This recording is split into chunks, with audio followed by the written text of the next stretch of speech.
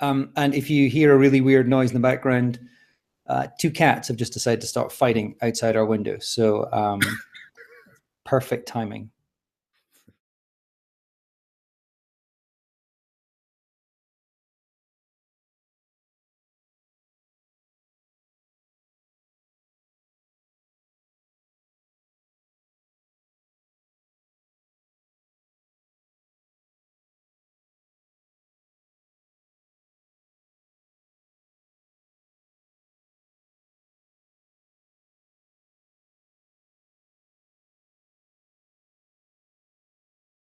So, Andy, firstly, thank you very much for doing this. Welcome.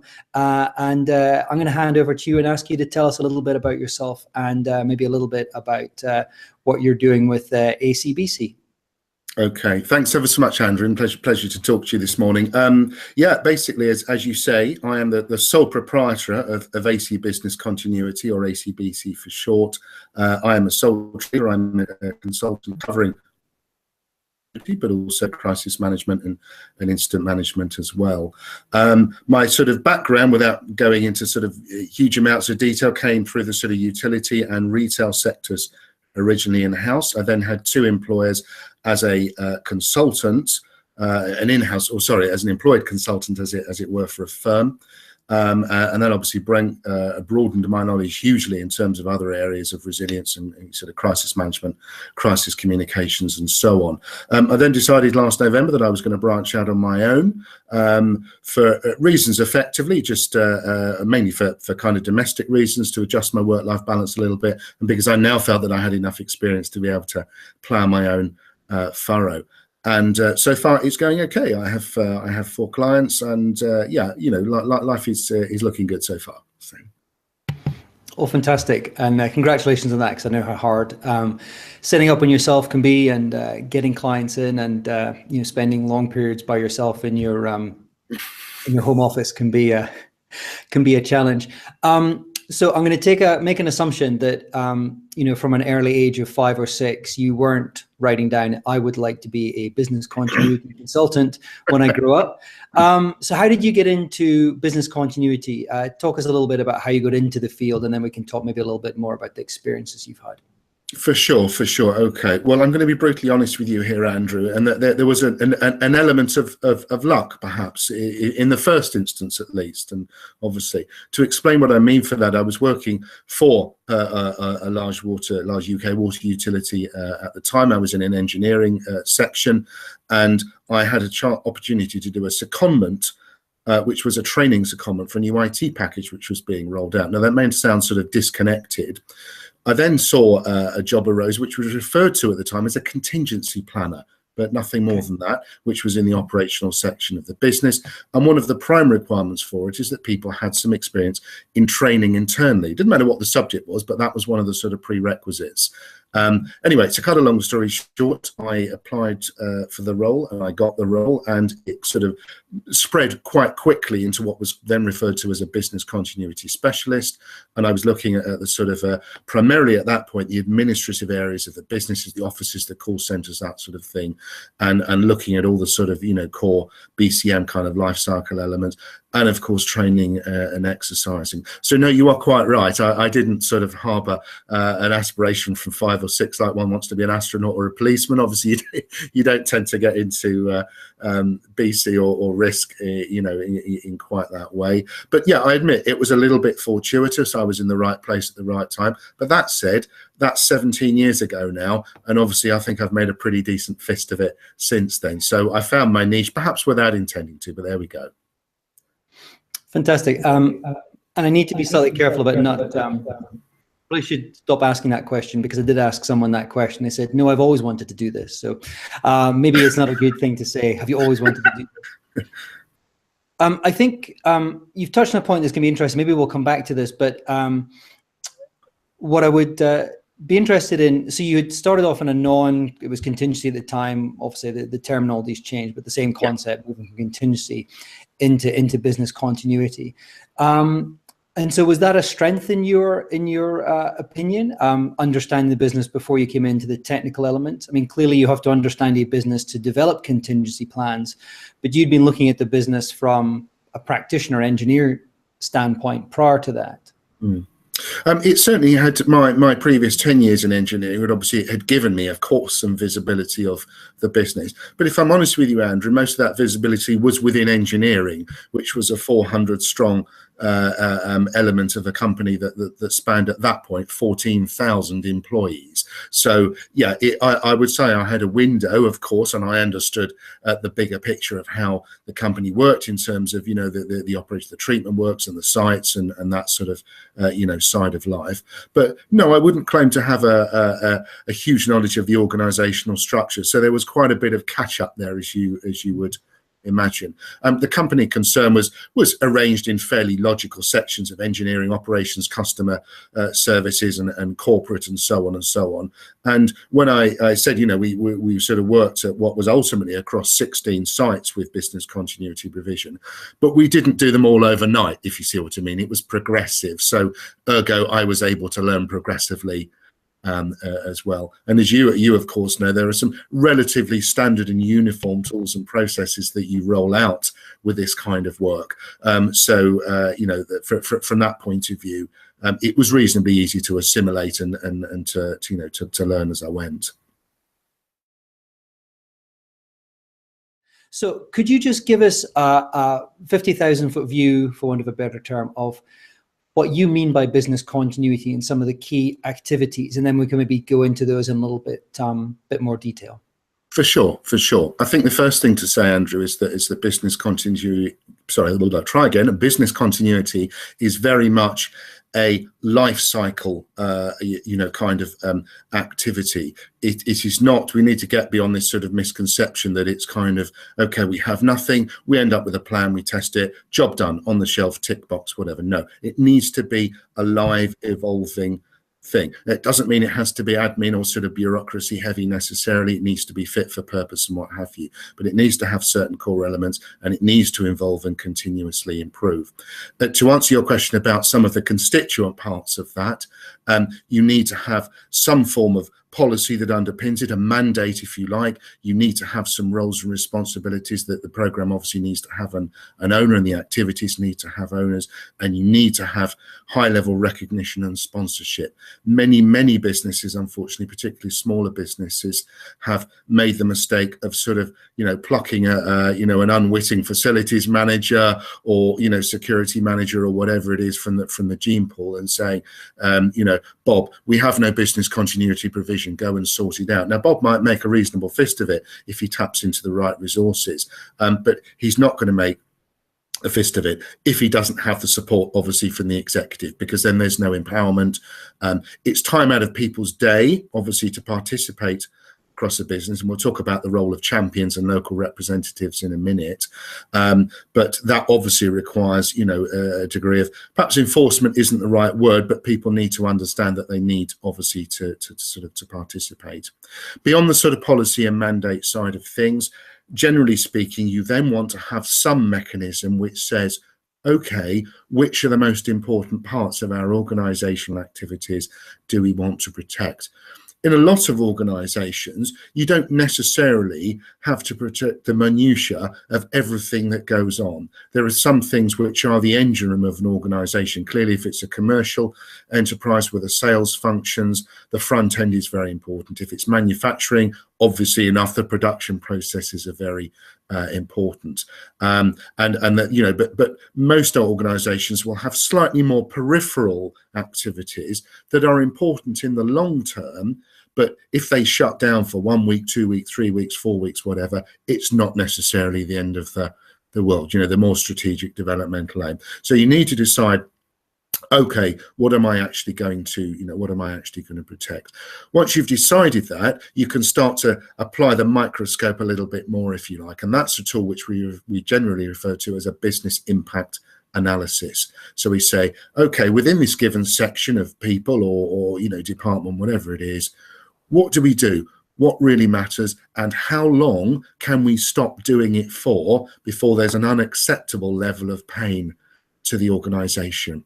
Once you've established that, then of course you have some platform for saying, how are we going to plan against, you know, a fire or a flood or whatever that sort of threat profile is is sort of deemed to be. But until you've decided what's really important and what are the resources that need to support that, it's very difficult to write a plan. And one of the biggest mistakes, of course, is, again, particularly for non-specialists that get thrust into the role, you know, as a sort of a bit of an afterthought, is almost jumping straight into that let's write a plan thing without having considered what kind of really matters.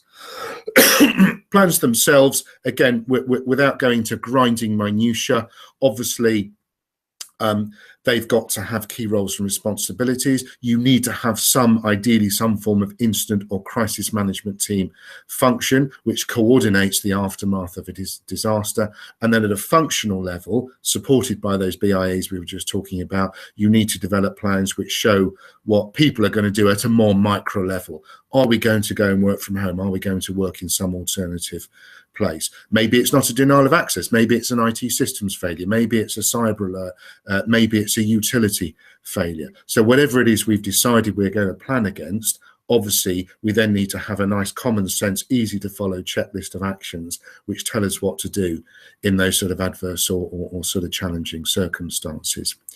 But the real key, obviously, to a successful program is that you have to train and exercise. So before you get to that sort of disaster, which hopefully you'll never get to, but before you get there, you need to make damn sure that you develop some muscle memory and you actually put your teams and your individuals through their paces, whether that's at that department level, if you're employing local champions and plan owners, or whether it's at the more macro level with a kind of the crisis management team or whatever it might be. But if the procedures and protocols and arrangements just exist on paper, but nothing else, it's going to be a dead duck. You know, it's not going to work in reality. You've absolutely got to train and exercise it in. And as well as building capability amongst those people, obviously it finds the holes and the gaps that you didn't actually realize were there when you kind of put pen to paper. So it enables a process of continuous improvement.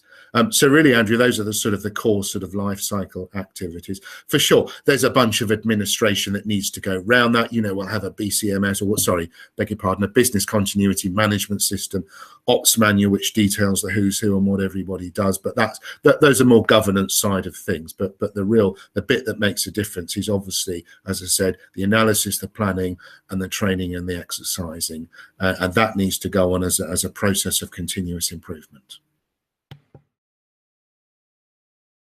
It's always an interesting thing to look at how business continuity and the recovery part, the response, I suppose, if I'm using that term correctly, from a business continuity element, coincides with the crisis response and the incident response. Because I've thought this is something that always seems to be a difficult conversation for some organizations. Some people don't think about it. I'd be interested to hear your thoughts about that, how they can fit together, if they can fit together, and what can help make those fit together if they should.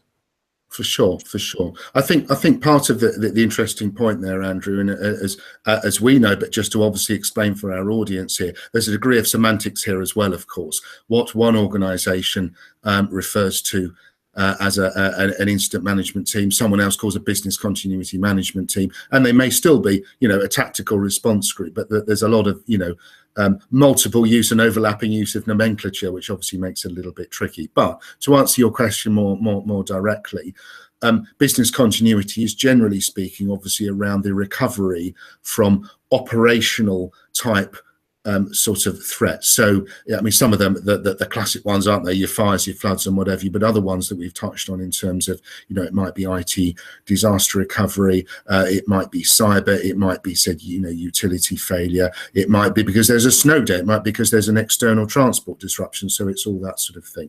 And so that's, I suppose, if you like, that's the kind of ring fence of continuity from a threat point of view. The crisis management part of that is the bit that overlays it almost, which is saying, okay, is there some severe reputational threat that obviously arises from this continuity failure, and therefore, of course, that needs to be dealt with the appropriate, stakeholder communication strategy and things which obviously we're not going to go into quite so much today. So that kind of sort of abuts it, if you know what I mean. But from a planning and procedure point of view, it really, I suppose, it's for the sort of the tactical response teams to have their understanding of what all their sort of resources and sort of options are, whether it's how to move people around in sort of mass circumstances, whether it's emergency notification systems, whether it's work from home protocols or workarounds for systems failures or whatever it is. But it's the nuts and bolts recovery stuff or continuity stuff, obviously, in the face of challenging circumstances, and less, obviously, about dealing with regulators and media and, some of your high end, if you like, kind of external stakeholders an organization might face. So how have you found organizations tackle that? And I'm saying that as well because in my experience, certainly, quite often there's a tendency to have the business continuity team, the operational response team, and the crisis management team almost as three separate teams, and it can be very difficult to get them to even sort of coordinate with each other. But how do you find, or have you ever come across instances where you have to really get the crisis management team, which would normally be the senior leadership of the organization, to focus down on the business continuity side and make some of those hard decisions? I think perhaps if we could try to, maybe I'll try to give an example. It might sort of help sort of bring it to life a little bit, which I have seen this in an organisation. Said organisation, which obviously I will not name, was subject effectively to quite a major incursion by a hacker. Basically, someone that had made, some. We to this day we don't know who it was, but somebody presumably in their back bedroom or what have you had found a way through this organisation's firewall and was making mischief amongst the sort of financial systems and HR systems and God knows what else. And there was an end agenda around a Bitcoin extortion attempts and ransom to go away and leave them alone, which incidentally they didn't pay, but that's by the by. However, to come back to your point, one of the key critical decision points that they actually had to overcome was one of the ways of absolutely chopping off the access that this nefarious individual has would have been pulling the plug on the internet in terms of actually their organization's connectivity. Now that would have, and it was established, by the way, beyond reasonable doubt that they were not working inside the organization. So it was that would have done in terms of ending their ability to make mischief and what have you. But there's huge operational ramifications for said organization. I can't say what they did, obviously, but there's huge ramifications in terms of, well, actually, if we do that, then that obviously throws up then a whole bunch of other continuity and kind of stakeholder management issues as well, if we can't produce our normal business. So there was an example, obviously, as you said, when that decision had to go back up to the strategic level, and basically it involved the operational teams, and they were IT mainly in this case, presenting, okay, here is your kind of, lesser of two evils type sort of scenario. We're into sort of the realms of wicked decision making here, aren't we? And which is another topic in itself. And that was sort of the interface. On that occasion, to be fair, the communication and the understanding was good. In no small part because the operational liaison on the IT side was actually very good at turning those technical options, if you like, into lay senior speak, if you like, which the people in the crisis management team could actually absorb and do something with. But no, you're right, it can be a challenge. It's the operational recovery process is just sometimes seen as what sort of goes on at the shop floor, and there is perhaps sometimes a think that, well, they've practiced that and it's fine, so all we have to do is sort of flick a switch and make sure that it happens. But it does, rather at the risk of beating the drum, it does come back to the point that you really do need to sort of practice those arrangements over and over, and that will obviously then give confidence to the more senior crisis response teams as well. These things mustn't be produced and then just sort of practiced in sort of silos, in splendid isolation of one or another. But that said, you do need to have jurisdictional boundaries as well, because otherwise you'll get people at operational level bimbling off, talking to like senior stakeholders or media and facing it all down as a sort of a lone cavalry charge, which of course is equally inappropriate and potentially quite dangerous and destructive.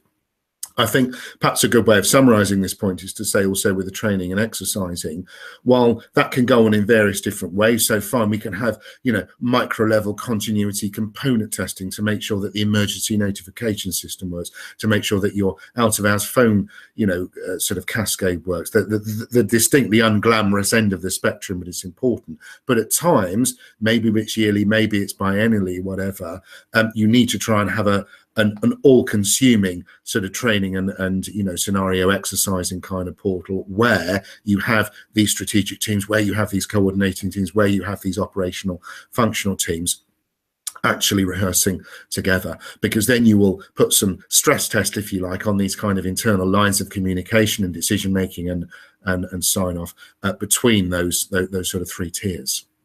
But you need to have some awareness, even if it's a relatively elementary level, obviously amongst the much wider, colleague or sort of staff population or what have you.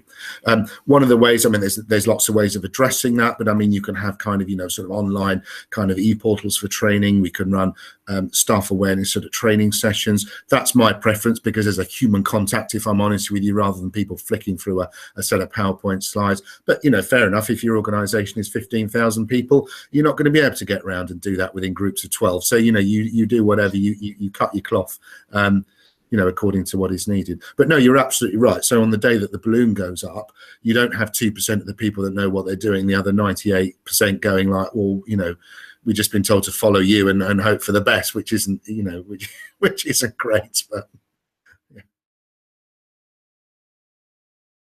I think this is a good time to go back to something you mentioned previously, which was the role of champions. And I think they're hugely important in all kinds of ways. Can you talk a little bit about champions and what you mean by champions and how they can support the business continuity process? For sure. If you have, like, say, a kind of, the responsible person for business continuity, operational lead, call them whatever you want. Unless A, the organisation is very small, or B, they work there for 120 years in every sort of section of the organisation, whatever, they're not, that one person or that little central team of people isn't going to know the business well enough inside out at a sort of a detailed level in order to do things like detailed impact analysis for different functions or the kind of functional plans that actually arise for that. So generally speaking, in a robust program, you spread the love a little and you try to employ a roster of, as you called it, business continuity champions, or some people call them coordinators, whatever you want to call them. But the idea is that there is some local empowerment and ownership and development of procedures, well, partly to development, and then also comes back to making sure they stay live with local training and exercising as well. But it's a really, really important concept in making sure that you mine the right information out of the planning process, and that the subsequent communication of the program is then done robustly at a local level. But it's really key. If you have an organization of 60 to 100 people, you might get away without doing that, but once you start getting into the hundreds, you want to have some sort of local rules, local ownership. I think also, and again, whilst there may occasionally be an element of Hobson's choice with this, but ideally you want those local champions or coordinators to be people that will do it with a bit of punch and drive and enthusiasm as well, rather than the sort of sacrificial goat that didn't get out of the way quick enough when you came looking for sort of volunteers. It doesn't mean they need to be steeped in continuity or risk management or any of the sort of related sort of disciplines, but it does need to be someone ideally that has some enthusiasm and a little bit of an eye for detail, or obviously for the sort of activities that you're undertaking with your with those guidance. Something I've found helped, and it may help others if you're in the you have the responsibility, is just, without being too rigid about it, draw up a little sort of spec almost for that kind of role. A little bit of, okay, what are the sort of skill sets or traits, whatever, that you may ideally want to have? What's the sort of core business knowledge? What's the sort of communications, ability required? It doesn't need to be too analytical, but just some guidance to try to find the right people for the job. You've touched a little bit on some of the technical aspects. Obviously, there's the assessment part, broadly understanding the organization, and the details of the business impact assessment. So what are the sort of key technical skills that you see are applicable for a business continuity manager or somebody working within the business continuity field? I think the key technical skills, it probably comes back around to the sort of analytical side, to be honest with you, which doesn't sell it as being particularly exciting, but it's a realistic answer to your question. You know, some of the areas around, particularly the front end, the policy development, the roles, responsibilities, the accountabilities, the core elements, the program planning, and the actual impact analysis itself. You know, it is quite micro level work. Be under no mistake. In order to do it properly, it is relatively sort of kind of, you know, detailed work.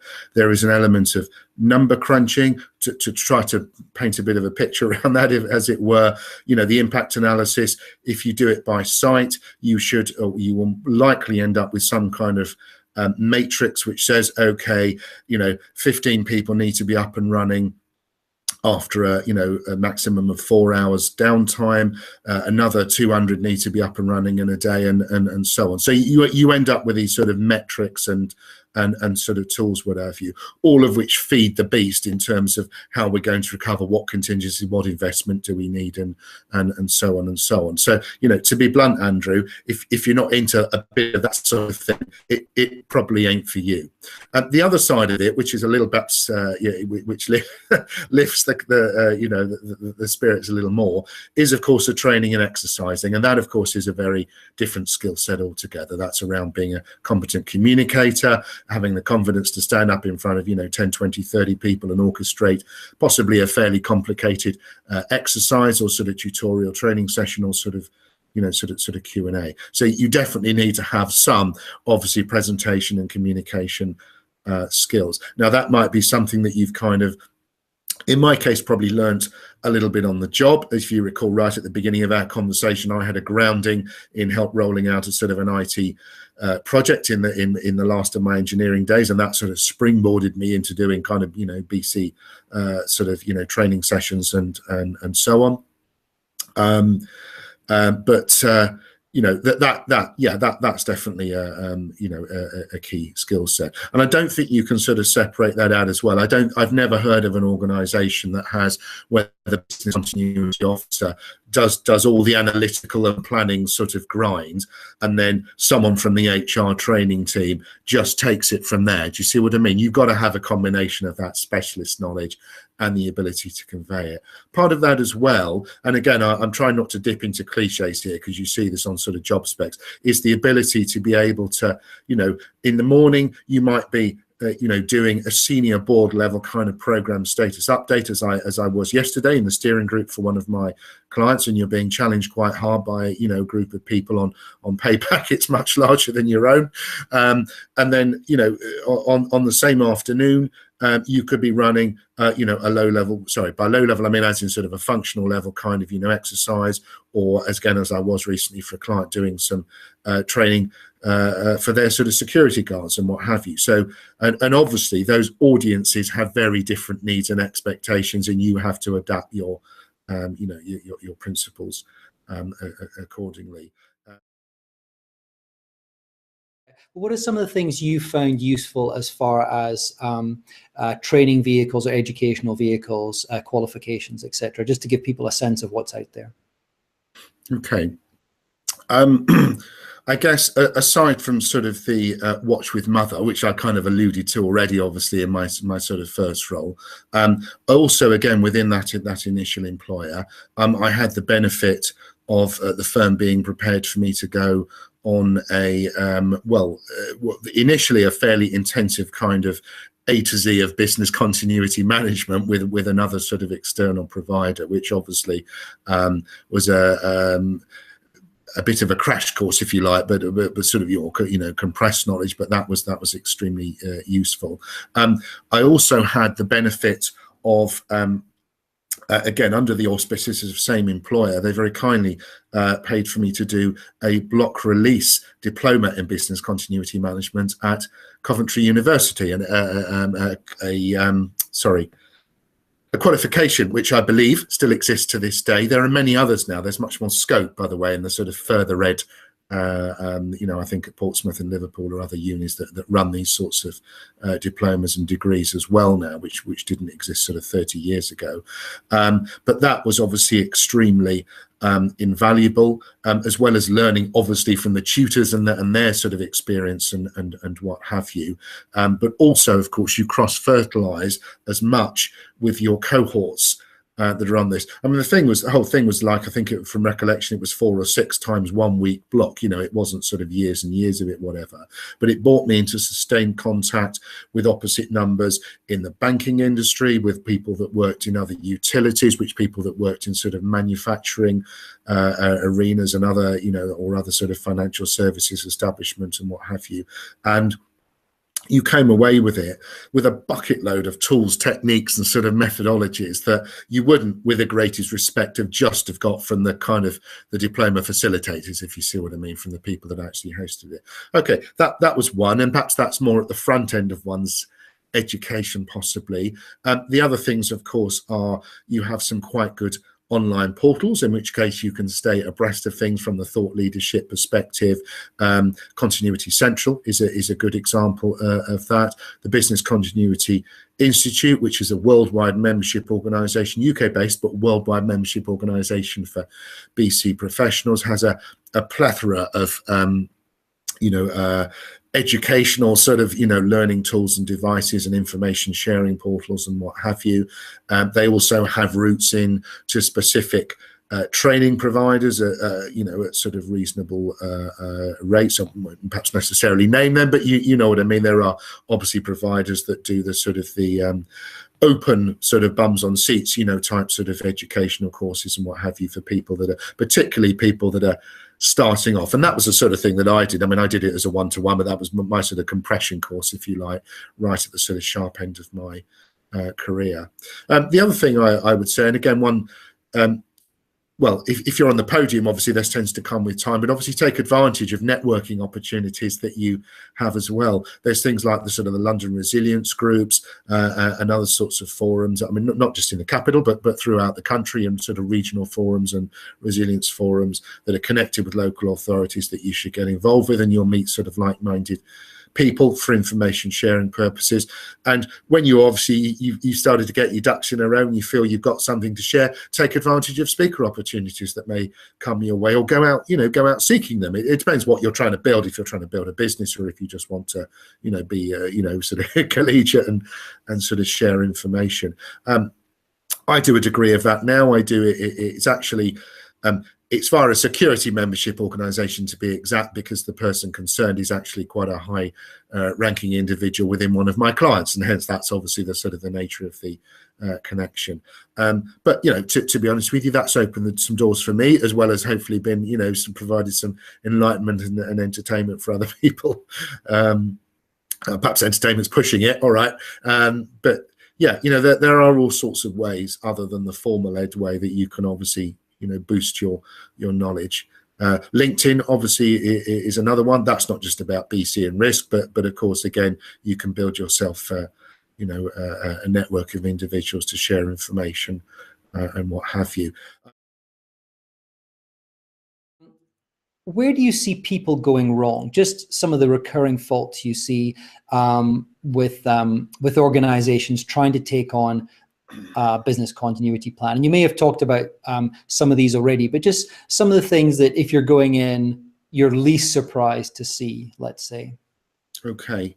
One of the things, and it's not something that there's two things here, one of which we touched upon previously and one of which we have not. The first one that we have not is the tendency to overcomplicate matters. Now, I've been quite transparent about saying that there is an undoubted analytical planning, and business continuity is all about detailed delivery. Make no mistake of that. But it doesn't mean that layer upon layer of additional sophistication is necessarily desirable. And taking that sort of impact analysis, for a example, just to give a bit of a flavor just of the sorts of things that one might capture. We talked about core activities, how quickly you want to restart them, the resources and people that need to go to sort of support them. I have seen those mechanisms that, I mean, they're just spreadsheet-tastic. I mean, they absolutely are. And they include layers of information about individuals and what have you, which is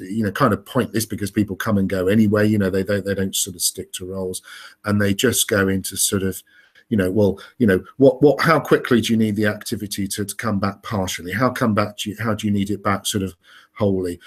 How quickly do you need it to go back to sort of the absolute normal services? And they just create this wealth of data that no one can possibly process or do anything sort of kind of meaningful with. The other thing, of course, is that it's an absolute switch off to these local coordinators or champions that we have spoke about, if you just turn it into sort of a data-tastic sort of drudgery, if you like. So I think that is, again, it sounds a bit of a cliche, but as far as you can, keep it simple, keep it workable. If you're going to write a plan document, you have a brief introduction and a little bit of governance, but you very quickly get into the meat of it. What do we need to do? What is the action checklist? Who is going to do what? I don't want to see 25 flipping pages of scope and policy and all the stuff that should be in the back, or probably not even not even there at all. So make it lean and keen and sort of keep things to the point. The other thing which I mentioned, point 2, which we have sort of touched upon, again comes back to sort of to practicing. See organizations that put a bucket load of effort into getting things, writing, beautifully produced plans and what have you, and then they do so one sort of slightly half-hearted kind of plan walkthrough or desktop exercise, and then that's it for 2 years. Well, sorry, you ain't going to build muscle memory or validate those arrangements properly by doing that. And quite frankly, if you're not prepared to put the investment into ongoing sort of training and exercising and communication, then don't bother, because all you're doing otherwise is just generating paperwork. Audience, ISO 22301 is the business continuity standard.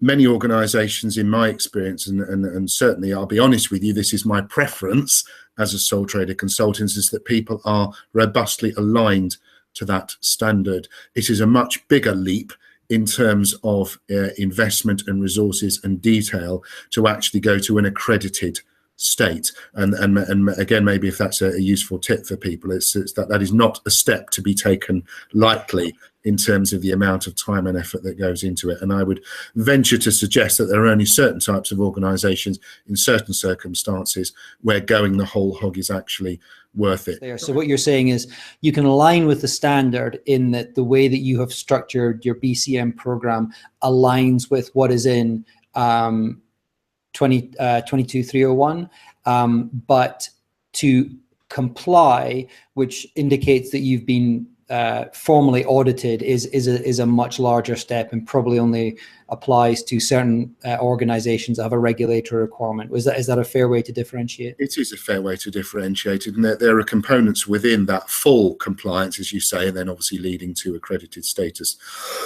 Excuse me, if you wish it, which in my professional opinion are, I'm not going to say they're worthless, but I think their worth is debatable under some circumstances.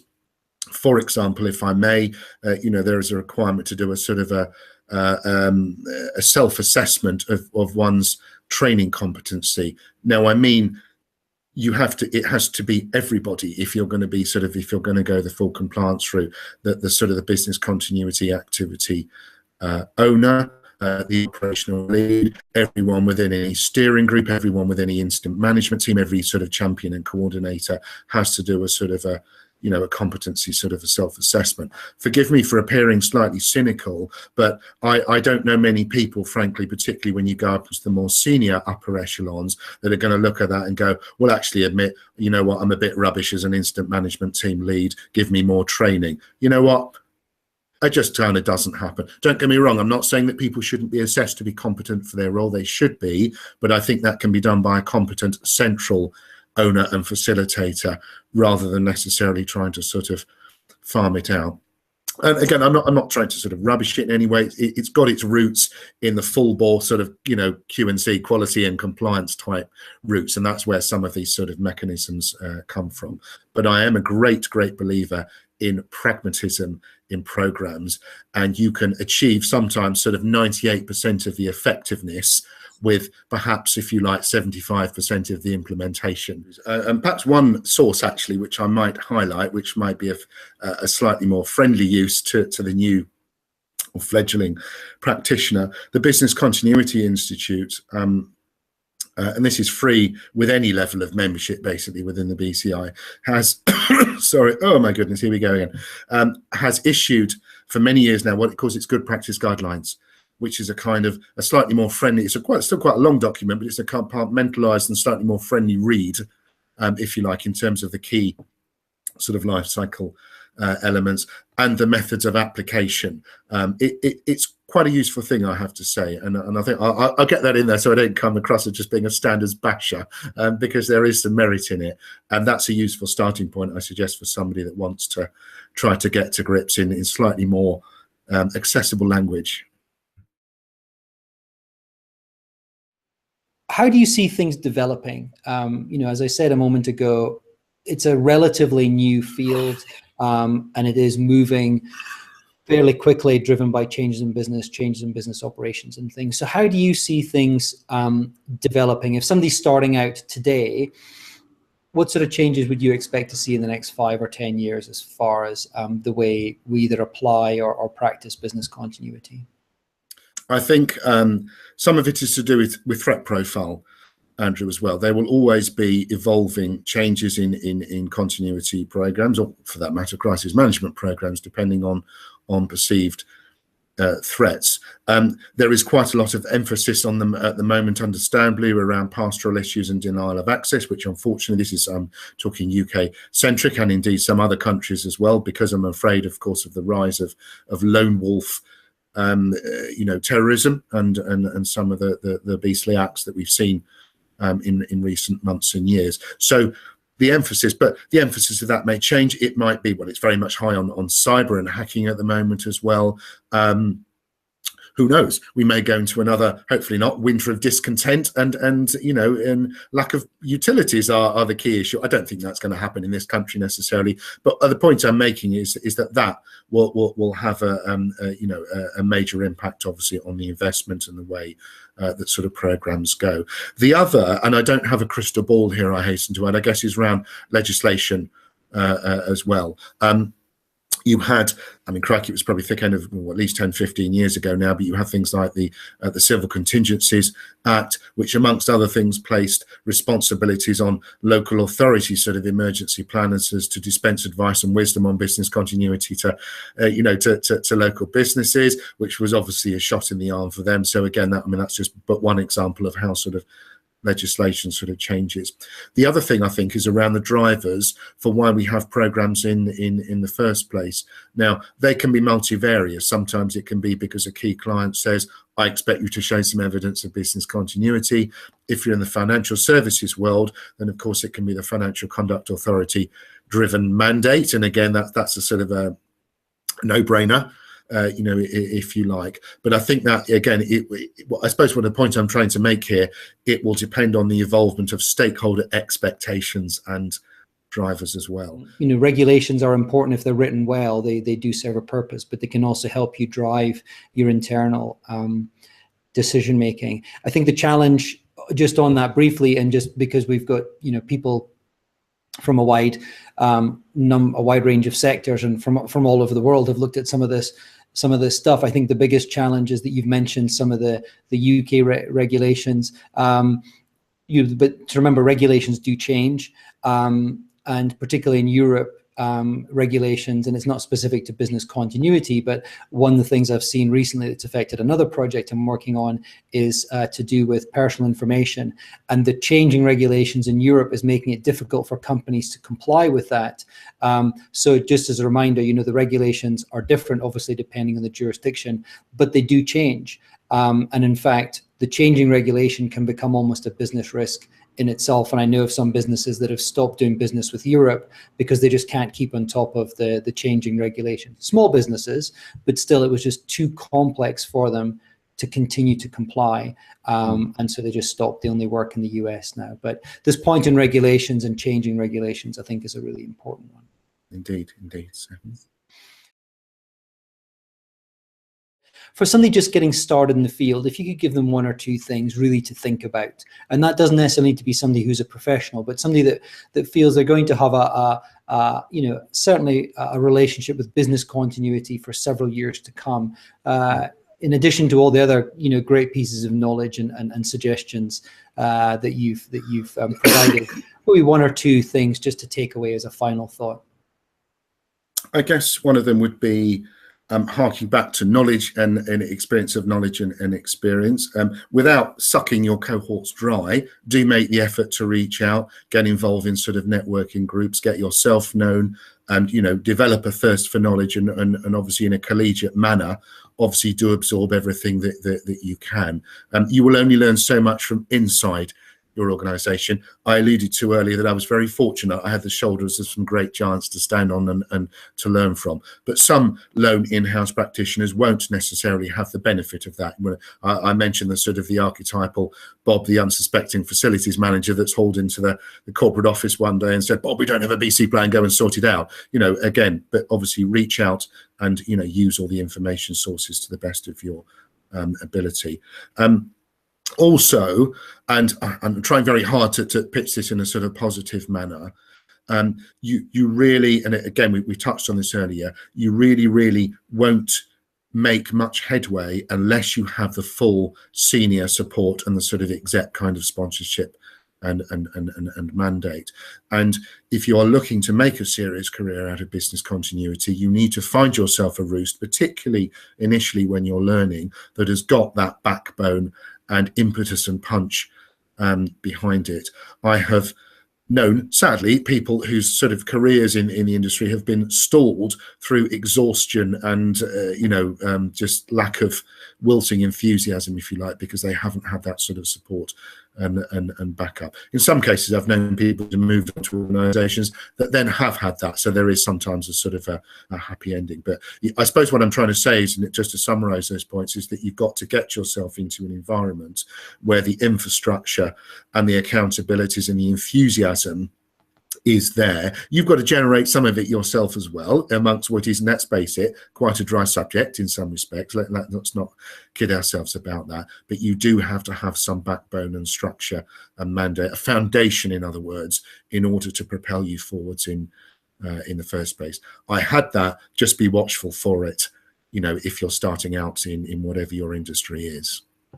That's fantastic advice, and I think that's a great two great thoughts to finish on. So, Andy, a very sincere thank you so much. We've covered a huge amount, and I think that in there's something for people who are just starting, and something for people who are fairly far on in their career, or the Bobs. It's all, for some reason, they're always called Bob, but the Bobs who are just trying to learn a little bit more and understand what this thing is. So thank you so much. I mean, your expertise comes through straight away. We could probably have done this for 7 or 8 hours and would only have just scratched the surface. So thank you so much for your time. Thank you so much for sharing all this knowledge, and best of luck with the consultancy. It sounds like it's going fantastically well. So congratulations also on that. No, thank you, Andrew. It's been a pleasure talking to you today, and I hope what I provided is some degree of enlightenment, obviously, to the Risk Academy clients and audience. So it's been a pleasure. You're welcome. Thank you.